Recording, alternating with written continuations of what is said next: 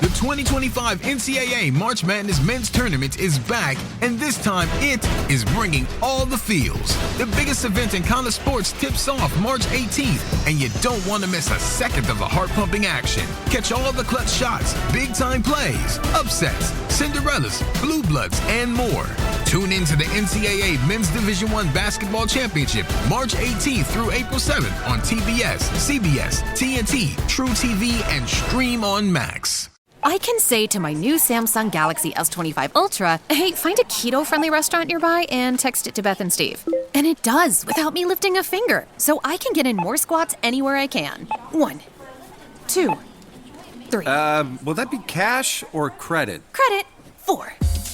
Galaxy S25 Ultra, the AI companion that does the heavy lifting so you can do you. Get yours at Samsung.com. Compatible with select apps. Requires Google Gemini account. Results may vary based on input. Check responses for accuracy. This episode is brought to you by Indeed.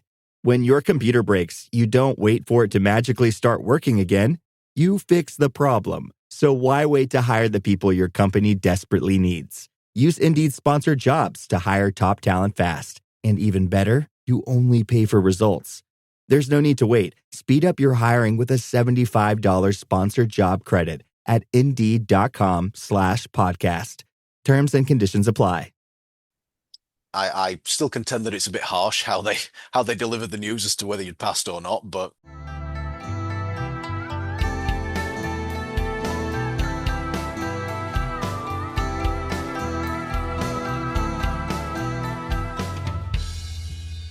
Hello, I'm your host, Les Bubka. Welcome to Anxious Black Belt, a podcast that focuses on karate, mental health, and everything in between. If you enjoy our content and would like to support us, best way to do that is to listen to another episode, share it with your friends, and leave us a review. All this stuff helps the mysterious algorithm to introduce our podcast to new audience. Thank you for joining me, and let's listen to the episode. Hello, Stuart, the Mindcoach. Thank you for your time to come in. How are you today? hi Les, thank you for having me. I'm doing good, thank you. I hope you are too. And yeah, looking forward to having a great conversation. Awesome. So we met on the Sensei Raj's Soren Warrior Mind or something like that conference. Sorry, my memory is terrible, so everything is escaping me. But yeah, I've been kind of interested in your transition from martial arts to hypnotherapy and kind of supporting people, and you become as well a personal trainer and using all those skills into making people's life better. Can you share with us your kind of origin story and all those successes behind you on the shelf? Yes, of course. So I started training in Taekwondo when I was 6 years old, and that's really where my entire journey in martial arts, but also in the work that I do, started from. I truly believe that. And I was always a big fan of Bruce Lee, even at such a young age, because my dad was, at school during the Bruce Lee boom in the early 70s. And so we always had the VHS tapes of Enter the Dragon and Fist of Fury and things like that in the house. And I remember watching them with him, even at such a young age. And purely by chance, my hometown, certainly at that time as well, was a real hotbed for martial arts as a whole, but specifically Taekwondo. And so much so that my first instructor competed in the Olympics in Barcelona for Great Britain, and the master instructor of the club was the Great Britain coach at the time. And this was the club that was less than a mile away from my house. And so from day one, I was having really high level tuition. And at that time, I loved it. I wanted to emulate Bruce Lee. I wanted to be like him. So I was all in with the martial arts. I loved it. And I was competing, but I wasn't having a lot of success in competition at the time. I didn't really enjoy the competition side of things at that point. I enjoyed the martial arts side of things rather than the fighting and the competition. And I love the technique and learning the patterns and the drills and all of that sort of stuff. It's just the competition side wasn't really my thing at that age, but I still did it and worked my way up through the belt system. And when I was almost 9, I tested for my black belt for the first time.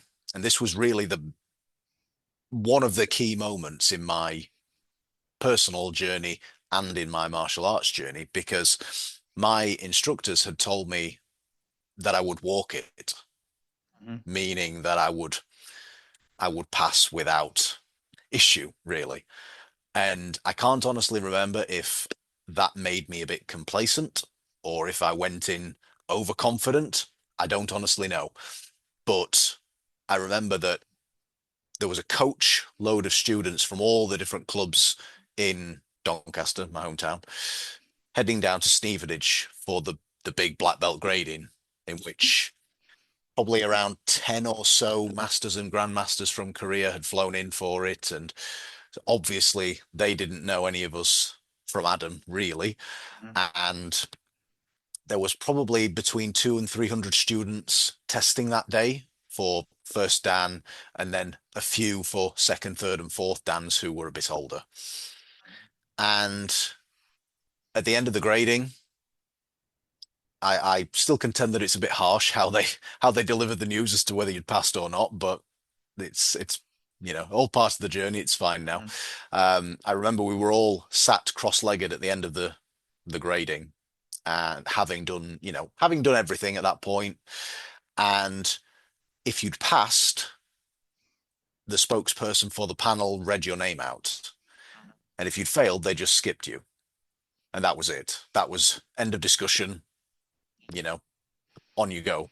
And so I remember that the child sat next to me to my right, his name was read out. And so, of course, I'm thinking, I'm next. And they skipped me to go to the person on my left. And so I was absolutely heartbroken, absolutely devastated. And it turns out that the panel were particularly harsh that day for whatever reason. And of the 50 or so students that went down on the coach that day from my hometown, only 3 passed. Wow. And yeah, it was unbelievable. And that's what my instructor said afterwards, like, look, you should have passed.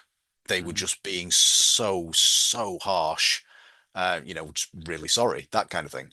And once I processed that devastation, it really lit a fire within me to never feel that again. And so a few months later, maybe only 3 months, I forget the exact dates, but I tested again. And this was just before my 9th birthday. And I made sure that I got the grade that time. And I'm very grateful to say that I've never failed a grading since that very first black belt test.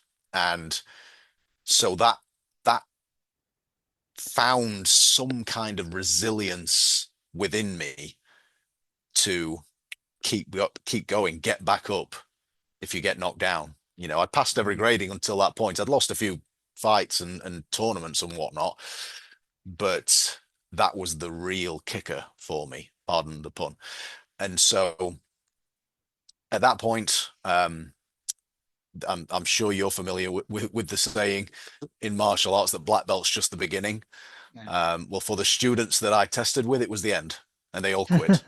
All right. Yeah. So Usually that happens. yeah, so I ended up being the only black belt in a class full of beginners. And so unfortunately, I wasn't getting as much out of the training at that point. And so I ended up moving to another club, and which was a different style of Taekwondo at that point. And I then started competing a bit more. I was a bit older, a bit more seasoned, a bit more experienced, and I started enjoying a lot more success then, and literally enjoying more success. It wasn't just that I was winning more, I was enjoying it as well. And then progressing up the ranks, and age 13, I got selected for Great Britain the first time. And every year pretty much from then on until my mid-20s, when I stepped away from the competition side of things, I was representing Great Britain or England in some form of big international tournament somewhere in the world. And when I was about 16, I remember that I picked up a visualization practice from somewhere. And so I'd already had a fair amount of success in competition and then going through the grades and whatnot. I think I was second dan at this point. Maybe third, but anyway. And so I started bringing a visualization practice into my competition prep.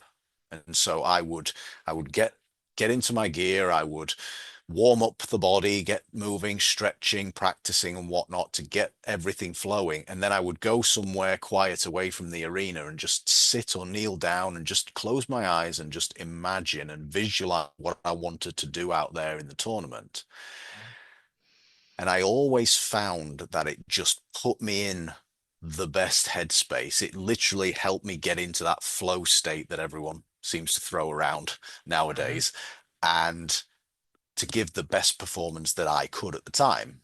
And the results didn't always go my way. Obviously, you can't control that outcome, but in terms of my performance and what I was able to do, it really helped. And so that was my first window into the work I do now, essentially, but I just didn't know it at the time.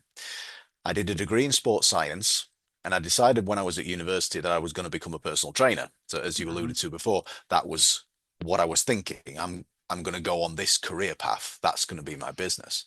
And very quickly, when I had started with clients, so I graduated uni, got qualified as a PT, went straight in self-employed with clients afterwards. And very quickly, I started noticing that my clients and prospective clients would tell me all the reasons that they couldn't get fit or they couldn't lose weight or they couldn't put muscle on or whatever it was, which I now know as limiting beliefs. And I didn't know it at the time. It just struck a chord with me. Like, they're telling me all the reasons why they can't do something. Why are they not focusing on what they could do?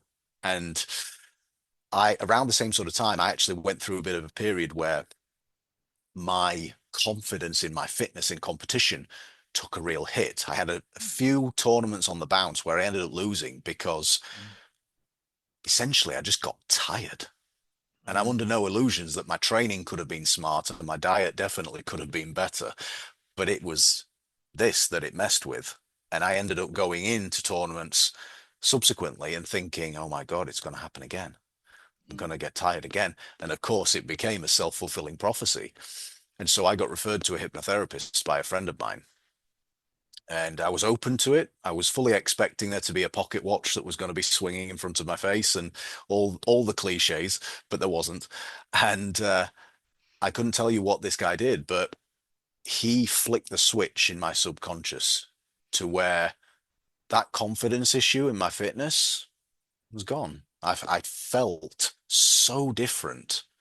And I was thinking more positively as well. That old thought and old feeling wasn't even coming into my awareness anymore. And of course, I ended up getting better results and whatnot in the tournament, minus that old feeling and old thoughts. So that was the real insight I got into hypnotherapy as a modality at that point, because the visualization is just visualization, is one tool. This was the modality. And so I was curious by this point. And then fast forwarding a little bit more, at the beginning of 2013, I was going through a bit of a difficult time personally. I'd just come out of a breakup and stuff. I wasn't in the best headspace. And I was reading the Sunday Mirror newspaper here in the UK. And there was an article in the center 2 pages about Paul McKenna's new book. And for any listeners that don't know Paul McKenna, he's quite a famous hypnotist here in the UK. He's done a lot of work in America as well. He's done a lot of celebrity friends, and he's quite well known in these sort of circles. And so he was releasing a new book on a technique called havening, which at the time had been developed at a university in America. And he was friends with the professor, and they developed the technique together. And so he'd written a book, and he was releasing the book about this technique. And I found the article fascinating, found it really, really interesting. And Paul and the Mirror in conjunction were running a competition, and Paul was going to select 3 people from the UK to go to his home in central London. I believe it was in Mayfair somewhere. and he was going to do some hypnosis and do some havening with them to help them overcome whatever their issue was. And because of the headspace I was in at the time, I just thought, well, what the hell, I'm going to enter. And I entered and I got selected, which I did not Wow. expect at all. Yeah, I did not expect that at all. And so that was quite a moment when I received the email telling me that I'd been selected. And so I went down there. This was in about the May, I believe, of 2013. And Paul and I hit it off straight away because, unbeknownst to me at the time, he was also a big fan of Bruce Lee. Bruce Lee was one of his idols, and so we got to talking about Bruce Lee straight away, Mhm. and we got along really, really well. And so he did the havening and the hypnosis with me that day. And once again, it just really shifted the way that I was thinking and feeling, to the point where the images that I was conjuring in my mind that were contributing to the feelings I was feeling, and vice versa, went from being, 8K ultra HD crystal clear visions to blurry gray imagery. And Mhm. that's not any kind of a fabrication. That's literally what I would see in my mind after he'd done the work with me that day. And it completely desensitized me from all those emotions and feelings that I was feeling, all the bad stuff that I was feeling. And so that was the real light bulb moment for me. Essentially, that was my third encounter with this kind of modality, and it it just really switched on the light bulb for me. And I said to him while I was there, I need to learn this. I need to understand how this works. I want to get qualified. At that time, I wasn't thinking about having it as a career path or having a business and helping people with this. I was just wanting to learn and understand it first and foremost.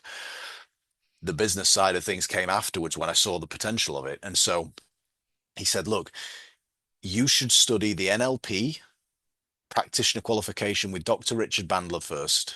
He's the co-founder of NLP, Neuro Linguistic Programming. He's my mentor, and he taught me everything I know. So you should start with him. So Mhm. that's what I did. I studied with Dr. Bandler in London, and straight away off the back of that, through the wonders of Google Ads, it was the time when you could see Google Ads down the side of your email while you were Yeah. logged into your inbox. I noticed an advert for a clinical hypnotherapy qualification running in my hometown that was offering a free taster weekend. Go along for the weekend, learn the very foundations, the very basics, and then if you want to book onto the full qualification, you have the option to do that.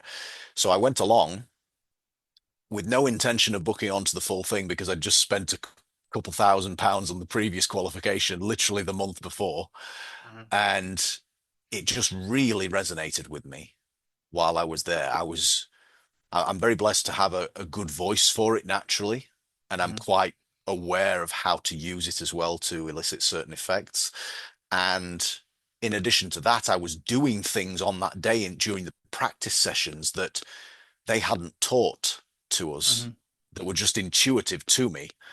And the tutors said to me at the end, like, if you can do this, we would really love to have you because you've got something here, that there's some talent here Mhm. that we'd love to expand upon and build your skill set. But obviously it's up to you. It's a lot of money again. And so I went away thinking, I really want to do it, but can I afford this right now? It's another Mhm. couple £1,000. You know, and in the end, after going through it and over it in my mind, I decided to raid my savings and booked on. And by June 2014, I was fully qualified, and I've been working with clients ever since. I was still a PT full time at that time, and I was working with clients on the side. And then in the last Mhm. few years since COVID is when I've fully shifted over to doing the work I do now. I've always loved it. I've always been fascinated by it, but that was the time when I just thought, no, I need to focus on this now because it's such a passion of mine. And here we are. That's my story in I don't know if it qualifies as a nutshell. It was a bit longer and more drawn out, but yeah, that's my story. There's lots of to unpack, and I think it Mm, feels like the universe was just aligning to get you there. It's everything like fell into pieces that your path like pre-designed if you believe in that kind of things. But I'm a firm believer that if you put an effort in it, the doors opening everywhere. Even if one shuts, the other opens, and it guides you to where you're meant to be. I'm gonna start mm, from the beginning. So, um, mm, in Taekwondo the early black belts qualify as a full black belt, or is it the junior and then you have to do it again? mm. So at the time that I tested, I can't speak to what it is now, Mhm. uh, but at the time I tested for what they call a poom belt. So it's a half red, half black. It is a Mhm. junior black belt, and then once you, for lack of a better phrase, come of age, then you can be upgraded to a full black belt. Yeah, it's the same thing, but just signifies that you're a junior. Yeah, okay. Yeah. You said about using the visualization. So I've been Mm, using visualization in my karate competition since 1997. That was something we done in a dojo. Uh, mm, this ties in with a mental setup you've been mentioning as well. So mm, I've been training with my friend, exactly same training, exactly same methods. He is 12 times world champion. I never won mm, a major tournament, right? But I mm, think that what you've been saying that when you start losing a little bit, that your mindset shifted and you've been self-sabotaging yourself. And I mm, think that for me, it was very much like that. But from my previous experiences, so my dad always was putting us down, and I lost lots of self-belief and self-worth. And every time I was going mm, towards the competitions, I was putting myself down. And it's like, oh, if I win one fight, I'm happy. I lose completely my mm, motivation. It's just, I done my job. I, I proven to myself I can do it. I don't need to fight. I just literally couldn't explain to myself how it happens, but which for very, very long time I've been kind of now I can see it, right? mm, Self-sabotaging myself, telling myself that you do this, you'll be okay, you don't have to do more, all from the fear of being judged and people on spectators laughing at me and so on and so on. How did you deal with that pressure stepping out? Is there a like, for example, my son thrives. If he's got the audience, he comes out of his shell. He's super, mm, outspoken and everything. Have you been always like that, outspoken? You enjoy the crowd looking at you, or did you have to make yourself through that visualization, through the coaching, to kind of come out and get used to that pressure? mm. It's a good question, Les. And I've always been an introvert, essentially. I'm very happy in my own company. I have no desire to be the life and soul of the party or the center of attention, anything like that. It's just not me. And in terms of the competition side of things and the performing in front of crowds and in front of your peers and then judges and referees and opposing fighters, the whole thing. For me, I if I'm psychoanalyzing myself, I think at that younger age where I realized that I was good enough to compete, Mm. the feeling of winning actually boosted my confidence. And so that superseded any external pressures from being in front of a big crowd and a big amount of people. And so for me, I think previous to that, a bit like you said there, when I was young and paralleling to your experience there, I would self-sabotage and talk myself down and like I didn't win a fight for probably the first couple of years of training because I just didn't want to be there. Hmm. I didn't like it, didn't want to be there. And once I've won that first one and I went through the adversity of the black belt that I talked about before, and then changing clubs and starting to have success in the competitive side of things, it really built up the not reliance, but the appeal of that winning feeling Mhm. and getting the shiny trophy at the end.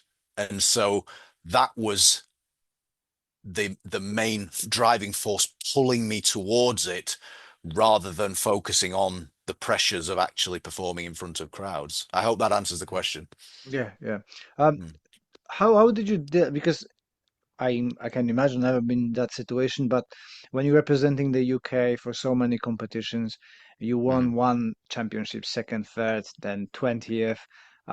Is that pressure built up to be all the time the best? How do you deal with, when you are upcoming, you've mm, got that thirst for winning, right? You want to be mm. champion. But then, Yeah. at least that's my understanding when the boxers talk about it. When you are at the top, it's Mm, much harder to motivate yourself because you're not chasing mm, anything. Now you just have to keep it and don't give it mm, away. How that was for you, and have you felt that pressure, and how did you deal with it? mm. Yeah, thank you for asking that. That's a really good question. And I completely concur. When you're on the way up, you've got that hunger. You want to be the best. You want to win. And then when you get to the top, like you say, it's arguably harder then to maintain it and keep that motivation.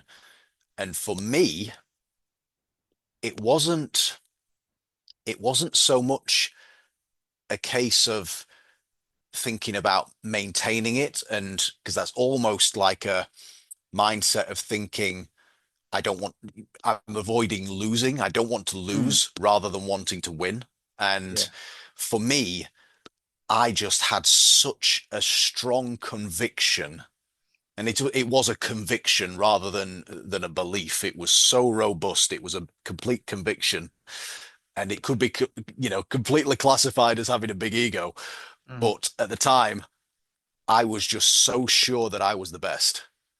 And I was going to go out there and I was going to show everybody else that I was the best and that I deserved to be there. That's my first place trophy. That's my gold medal. I just need to show up now, do what I do, and then receive the award.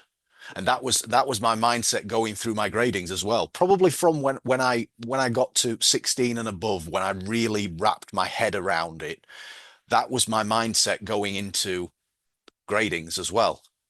I've already passed. I've already got this next downgrade. Now reality just needs to catch up. I just need to show up and do what I do. And it's not meant to come from a place of arrogance with me, with the way that I thought about it. It was very much that I know that I'm worthy of this.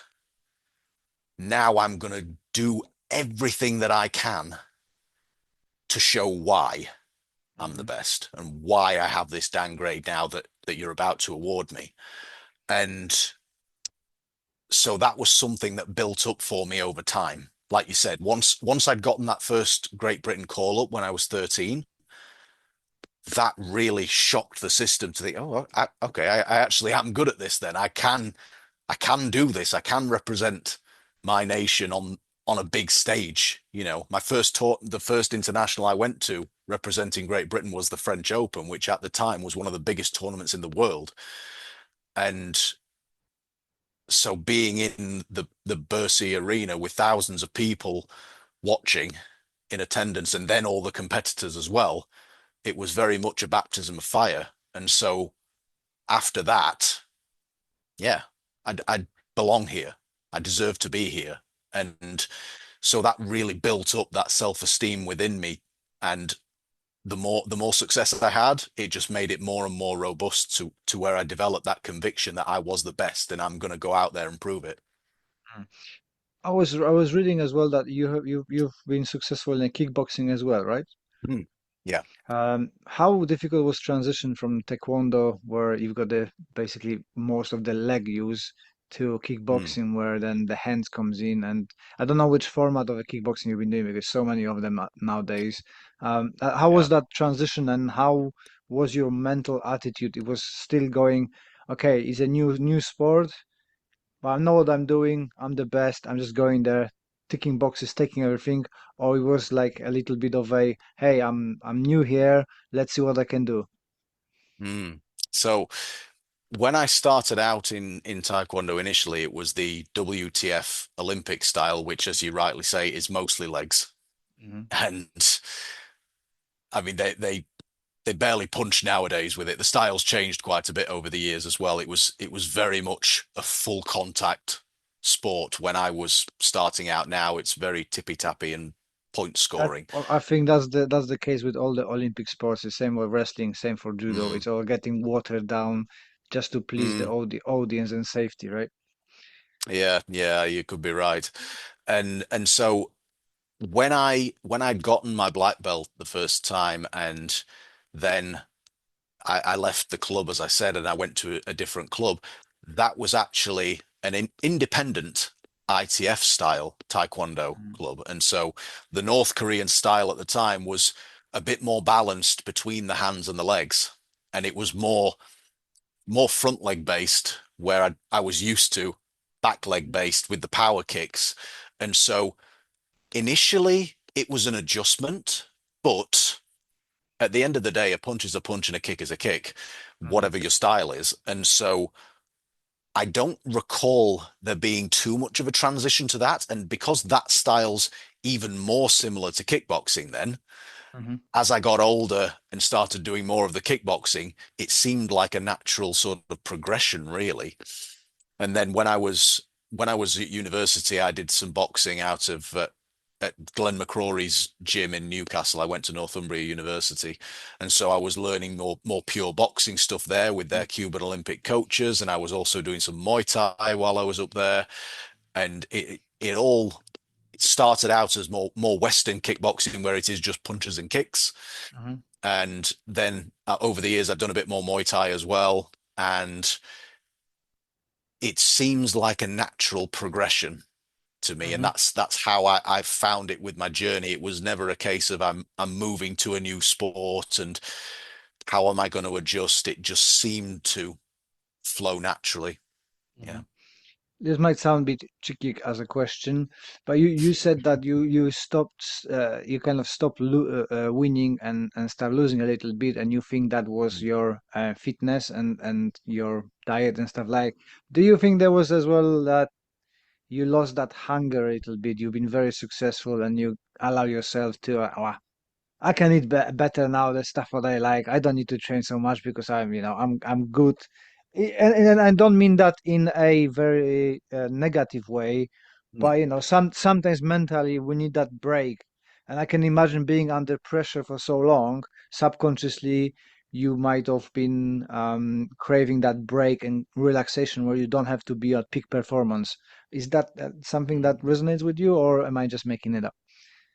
It's a very good question, and the honest answer is I'm not sure, but you could well be onto something there because yeah, I had been competing at a high level for a number of years by that point, and then I was starting out in a business, and so my attention was going elsewhere. So I probably was indulging a little bit more and not pushing myself as much in the training because Mm. my focus was elsewhere at this point. And so yeah, I can't confirm or deny, but you could very well be onto something there subconsciously. There could be. Mhm. Yeah, I'm interested in a hypnosis and stuff like that because Hmm. I experienced it as well. One of my students, I don't know, maybe you know him, he's doing a lot of stuff with the hypnosis, and Mr. McKenna as well. Hmm. Keith Dewey from Red Hill is in Red Hill now. He left our dojo, moved away, but yeah, Okay. he was starting his business as well when he was training with us, and Mm, I decided with my self esteem being low, just starting the business as well, personal trainer, just like you, mm, massage therapist, very similar story to yours. I had a problem with my back. Doctor's been telling me that everything is fine. I shouldn't have any problems. The guy from the Japanese massage, something between osteopathy and a chiropractor, fixed me within 7 days. Wow, how does that working? I'm gonna learn that. So I got mm, qualified, so I tried to combine all this stuff, and I was hitting the obstacles of lack of self-belief.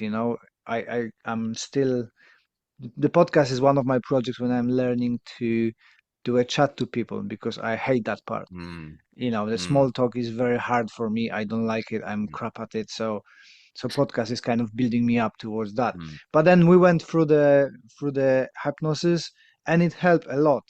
And just like you said, I was expecting the watch, just like you said, yeah, but it yeah. was completely different. You said that you Mm, had a blurry vision and stuff like that. For me, it was for some reason I end up underwater, and my face was okay. stroked with like a seaweeds and stuff like Oh. that. But it was such a relaxing, odd experience, Mm, um, being there but not being there. mm, And it unlocked a lot of things and made me, I swear it made me more confident. So mm, I right. really, really enjoyed. But what Keith was saying, that there is a certain amount of people that are not super responsive to hypnosis. How do you deal with that? Is Mm, that true? Do you found that some people are more resistant to suggestions or not? mm. So I believe that everybody can be susceptible to suggestions. However, I do believe that it is a spectrum. Hmm. So, let's say between point zero and point one here, if this represents everybody in the world, let's say, these people over here can be given hypnotic suggestions, but it's not going to be as effective, or it might take more work to get them to be a bit more susceptible to it. Whereas the people over here are what we would term as somnambulists, where I could do the classic thing of sleep Hmm. in the and just in the street, and they would just go. And again, I believe that there's a minority at either end. Hmm. Most people are somewhere in the middle along that spectrum. And I think a big part of it is allowing yourself to go there. That's the thing, because as the hypnotherapist or the facilitator, whatever terminology you want to use, I'm just guiding the experience. The person undergoing it is the one in control. And so if they're struggling to get there, maybe they're not allowing themselves to get there, or maybe I'm not giving them the right guidance. Maybe I'm speaking to them in the wrong representational system. If I'm asking them to visualize things and they're not a visual person at all, Hmm. maybe I need to be speaking to them in terminology that their subconscious understands, auditory terms, kinesthetic terms, whatever it is. So I do believe everybody can be. I just think some people you have to work a particular way to get them there. I think I think that the TV and shows didn't make a good job for people like yourself, because my first thought with Keith was, I don't want to be a chicken. I don't want you to Yeah. tell me to some silly Yeah. things and stuff like that. Do you get that worry from people often that, "Oh, I don't want you to get all my secrets, or, things that I'm embarrassed about," and, Mm. Now and again, not so much nowadays, but I think certainly with the people that I've worked with in the martial arts world, because they generally speaking know who I am and what I've done and things like that, that holds a lot more weight with them, the fact that I'm doing this, because they respect what I've done in the martial arts world. And so that immediately gives them a bit of pause for thought. Well, hang on, so you're doing this, so there must be something to it, and it's not all clucking like a chicken or dancing around like Elvis or whatever it is. And so, yeah, and the way that I frame it with people, even just new clients who aren't in the martial arts world, let's say, I explain the science of it to them. Mhm. That's for me the best way to get buy-in from the majority of people, unless they are super spiritual and into the more esoteric side of things. They don't really need the scientific explanation, but the majority of people want who aren't that way inclined want to understand what's actually going on in the brain and the body. Why does it work? You're not going to be taking control of my mind, are you? And so I explain how the process works and what happens with their brain waves when they allow themselves to go into that state, etc., etc. Yeah. Mm. Um, how long it takes the process of kind of rewiring. Sorry, my English today is not the great. A person with kind of let's say like myself, really sabotaging myself, low self-esteem, afraid, like a social anxiety. How many session Mm. would need it? And I suppose it depends on how the person is viewing it and how much belief and open mind towards it. If there's a resistance about it, oh, the doctor sent me and I don't really, it's not gonna work. I suppose it's harder to work with person like that, isn't it? It's more challenging, yes. And the honest answer that I would give to that is it really depends on the individual. Like there's some Mm, scientific studies that purport that you can change habitual thoughts and habitual feelings and habitual behaviors in 6 months. mhm, 6 months of diligent work, then you'll be able to rewire your brain in the right way. There's other studies that say it's shorter than that. Some say it's longer. mm, To my knowledge, anyway, the scientific literature on this sort of thing is a bit of a mixed bag, let's say. mm, I think to your last point there, Les, I think it depends on the individual because we know what's happening at a neurological level with this. mhm, If we look at it purely from a logical standpoint, even though when we're in hypnosis, we're not in the logical world, but let's look at it mhm, logically and physiologically. If you have a particular thought or feeling or way of behaving that you've been essentially rehearsing and practicing for 40 years, the connection between those neurons in the brain that is informing that is really strong. It's really robust. The same way that when you've been training in martial arts for 40 years, your movement patterns, your technique is so strong, you could do it in the depths of sleep without mm, any conscious awareness because it's so ingrained within you. This is the same. And so, in order to atrophy those connections and fire and wire new thoughts, feelings, and behaviors elsewhere in the brain with different neurons, it might take a little bit more work to atrophy these and eventually prune the synapses to get this new thought, feeling, or behavior fully ingrained and fully installed. That's why I tend to work with people over a minimum of 8 weeks to mhm. really make sure that whatever their wiring is like, for lack of a better phrase, we're giving it a really good chance of change, psychologically, emotionally, and behaviorally in that space of time. And if we don't get the full thing, we're well on the way to it. You could get a change in one session, but in my experience, it's good to have a number of sessions just to really make sure and really ingrain these new positive thoughts, feelings, and behaviors. Do the martial artists are better clients with their, I'm putting in quotes here, diligent work, and we supposed to be driven and what's the word? Like following up the steps, be wow, lost the word. I lost that word yesterday as well. Not rigid, not doing the same thing, routine, having a routine. Mhm. Are they easier to work with, or is just like all people are random? It's a good question. I'm trying to think of some examples of the clients I've worked with that were martial artists, and from my recollection, it's been a bit of a mixed bag, to be honest. Mhm, And I think it does kind of depend on what else they've got going on in their life, because let's say the martial arts is a big part of their life. There's a lot of passion for it, there's a lot of practice gone into it. And then they've also got their family life. They might be married, they might have kids, they might have a job. And so maybe their cognitive load is pretty high with mhm, everything that they already have in their life.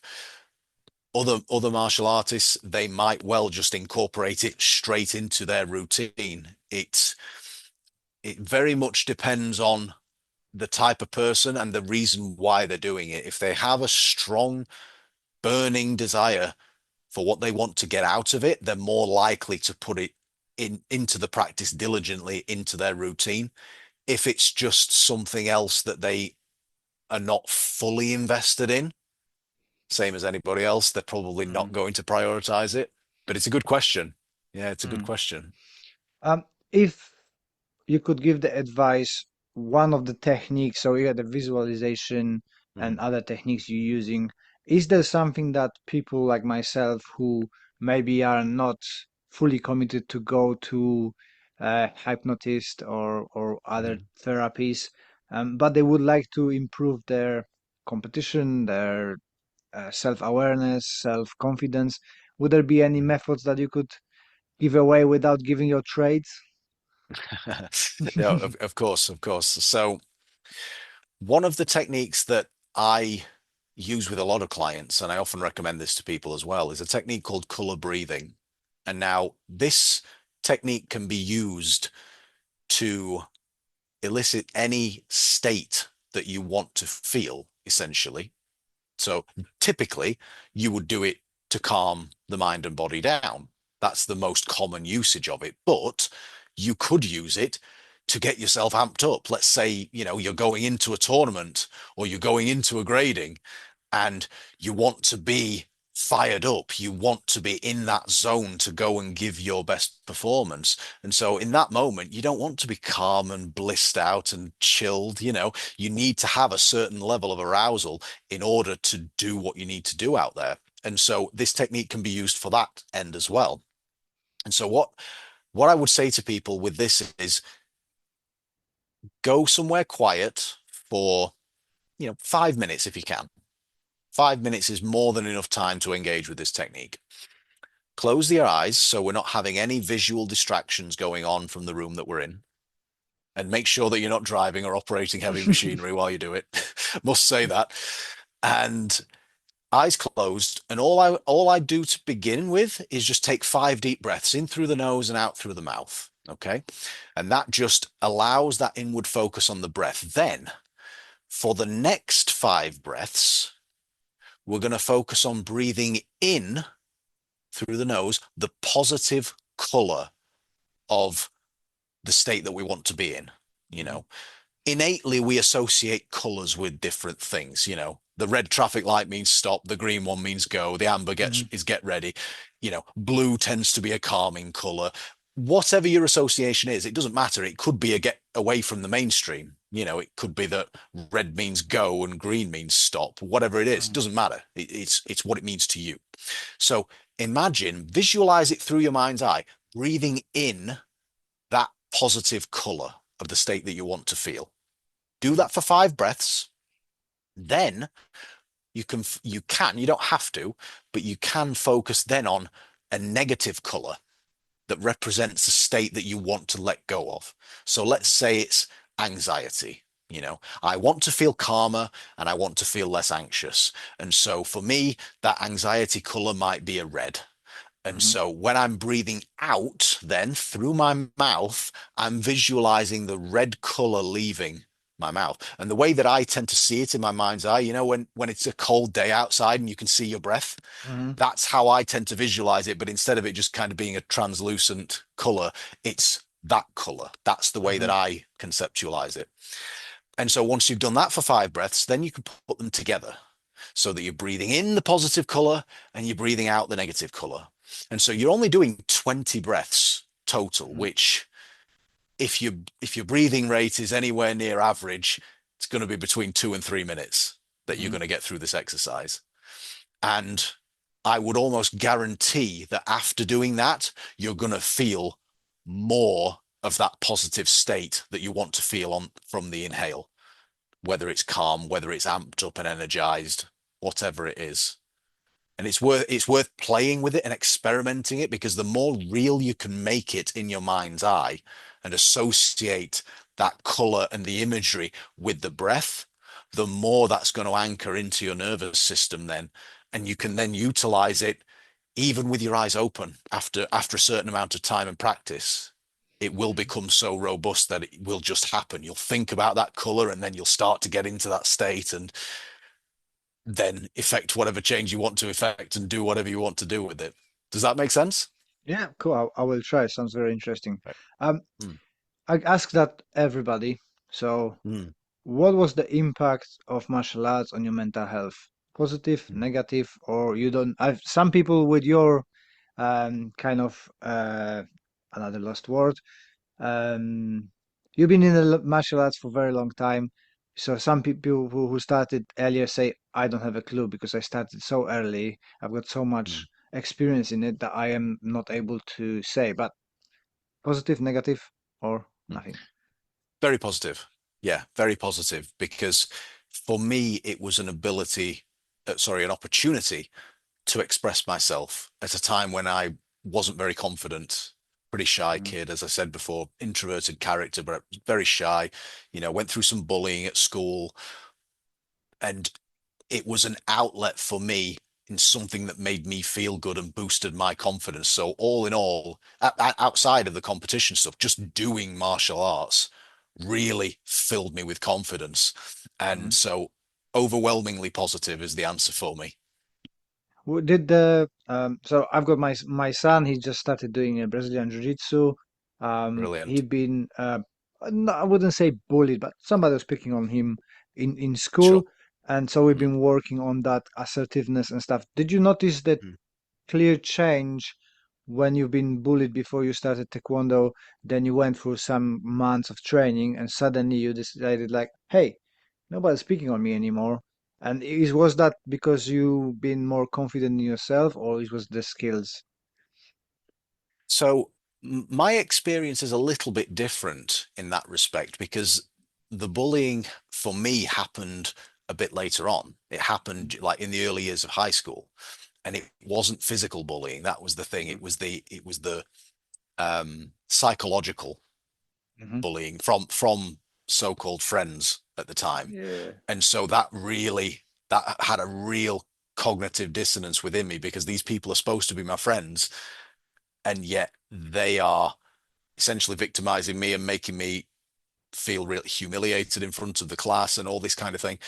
And so my experience was different. It was almost like I had two states. I had Hmm. the the quiet, shy me at school, and then the successful martial artist outside of it. And so it took a little while once that happened for my nervous system to reset essentially and integrate. And it Hmm. wasn't till I got a little bit older, then when I got to kind of 14 years old, give or take, Mm. that I actually started integrating the martial arts a little bit more then and that confidence back into myself after a while. So there was a bit of separation in those like very early teenage years, sort of 12, 13, that sort of time. When I started breaking out in the martial arts and having more competitive success, that's when things were actually quite bad at school. And Hmm. so there was a lot of dissonance there, but it took a little bit to integrate those.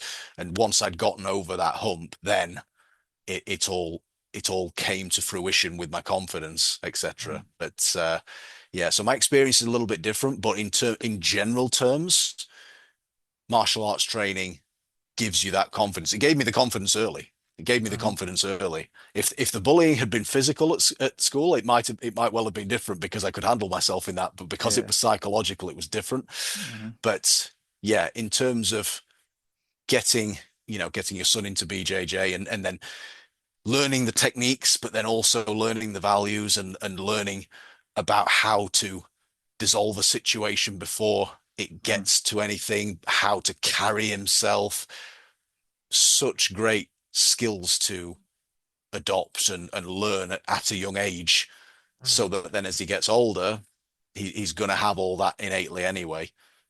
Yeah. I hope so. I think to be honest, the more with the convenience, more benefits for him is drama school. He's now Mm, the Lambda level 1. He's only 8. But he loves being on the stage. The other day he was singing on O2 Arena, so it's like, brilliant. well, I would never go out there, but he just loves it. So I think that, Fantastic. and this is kind of what my problem is. that I like I mentioned earlier, I don't like small talks. I don't like talking with people too much and so on. But he doesn't have that, and I think that being able to speak publicly, it does a ton of confidence building stuff. But as I said to him, obviously not in those words, it's going to be swear words. If you know that you can fuck up people, it builds up your confidence, isn't it? So Oh yeah. when you've got that physical skills and you know you've got them, Yeah. it's like well, it's not that bad, right? I can do something about it. That's it. You do just carry yourself differently than when you know you have those skills to back it up. And God forbid anything ever happens like that in the street and things like that, but you're prepared if it did. Yeah. Exactly. So what are your plans for the future? Mm. So my business is going through a bit of a transition at the moment, and I'm expanding my vision for things, and I can't clarify it just yet because I'm still working on it myself, but the vision's going to be a lot bigger. I'm still working with clients one-to-one. I'm still going to do that as well. That's a big passion of mine. I like working with people one-to-one and helping them to overcome those issues that they have. But I'm also going to be expanding things a little bit, maybe doing some public speaking stuff in the future, going to be working in different markets as well with other business owners. So there's a lot of things changing, but I will continue working with clients one-to-one as long as it's within my remit and I have the time for them as well, which I fully intend to keep working with at least 10 clients a month. That's the idea for me. But yeah, lots of changes going on. Where people can find you? Sure. So my website is www.themindcoach.co.uk, and that's all one word, no hyphens or underscores. Social media, I am on Instagram at the Mindcoach UK. Again, all one word. Facebook, I tend to interact more on my personal profile on Facebook rather than my business page. So it's just Stuart Wade, and it's a picture. My profile picture is a picture of me, a bit like this, with the headphones on and whatnot in front of the trophies. And then LinkedIn, again, it's Stuart Wade, clinical hypnotherapist, mind coach, on there as well. Those are the places that I tend to interact most with people, and my email address is on my website as well if anybody wants to reach out privately. Cool. Thank you very much. It was wonderful chatting to you. Thank you for the time, Les. It's been great. I've really enjoyed it. Thank you. Well done for listening to all of it. You are a superhero. Thank you very much for your support. And if you could leave us that review on a podcast platform, that would be amazing. I appreciate your time, appreciate your support, and I wish you all the best until the next one. This podcast is part of the Sports Social Podcast Network.